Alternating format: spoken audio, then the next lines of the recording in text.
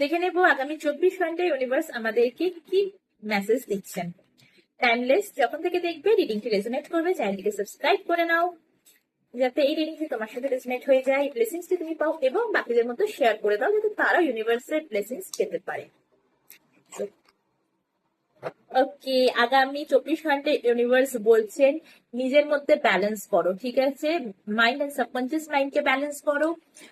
যেখানে যতটা দেওয়া দরকার সেখানে ততটাই প্রোভাইড করো।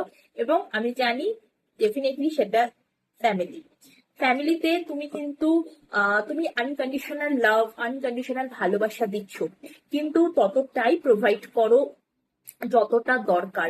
দেখো, সবার আগে তুমি নিজের কথা না ভেবে তুমি কিন্তু তোমার ফ্যামিলি, তোমার ছেলে মেয়ে, তোমার হাজবেন্ড ওয়াইফ, তুমি তোমার স্পাউসের জন্য অতিরিক্ত করে যাচ্ছ। ডেফিনেটলি ফ্যামিলির জন্য করবে না তো কার জন্য করবে? কিন্তু আগে নিজের কথাটাও ভাবো, নিজের স্টেট অফ মাইন্ডের কথাটা ভাবো, নিজের ইমোশনের কথা ভাবো, নিজের হেলথের কথাটা ভাবো। ফ্যামিলি ফ্যামিলি হয়, ফ্যামিলির জায়গা কেউ নিতে পারবে না। না তোমার জায়গাটা রিপ্লেস হবে। সো নিজের কথাটা আগে ভাবো, নিজের দিকটা আগে একটু দেখো। এটাকে অনেকেই জানি বলবে যে এটা তো স্বার্থপরতা। না, স্বার্থপরতা নয়।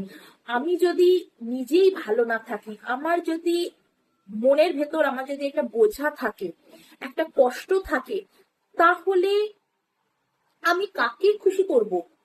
আমি আনকন্ডিশনাল লাভ দিচ্ছি, আমি আনকন্ডিশনাল ভালোবাসা দিচ্ছি, কিন্তু আমি জানি না যে এই ভালোবাসাটা কিভাবে দিতে হয়। আমি দিয়ে যাচ্ছি, কিন্তু দিবারও যে একটা পদ্ধতি আছে, সেই পদ্ধতিটাই তো আমি জানি না। আর এই পদ্ধতিটা আমি কখন জানবো, কখন বুঝবো? যখন আমি নিজে ইমোশনালি ব্যালেন্স হব। তাই জন্য তোমার ইমোশনালি আগামী 24 ঘন্টা ইমোশনালি ব্যালেন্স হওয়াটা খুব দরকার। তুমি সবসময় এটাই মনে করছো, তোমার মনের মধ্যে এটাই চলছে যে অতিরিক্ত আমি তো সবাইকে দিয়ে যাচ্ছি, আমার পাড়া প্রতিবেশী, আমার আত্মীয় স্বজন, আমার বন্ধু বান্ধব, আমি শুধু দিয়েই যাচ্ছি, কিন্তু আমি কি পাচ্ছি?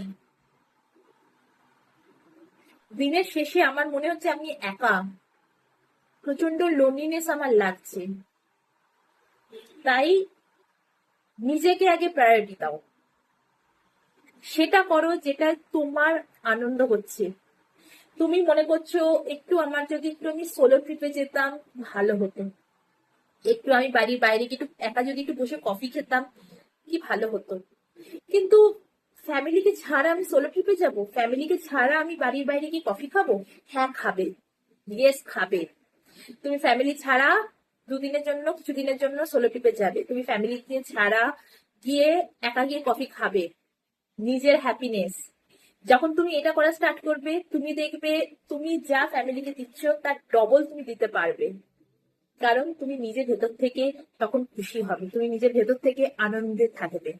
তাই আগে নিজেকে দেখো, নিজেকে দেখো, তোমার ফ্যামিলি, তোমার আশপাশের মানুষজন সবাইকে তুমি আরো বেশি ভালোবাসতে পারবে, এবং তুমি যা এক্সপেক্ট করছো তার ডবল তুমি তাদের থেকেও রিটার্ন পাবে।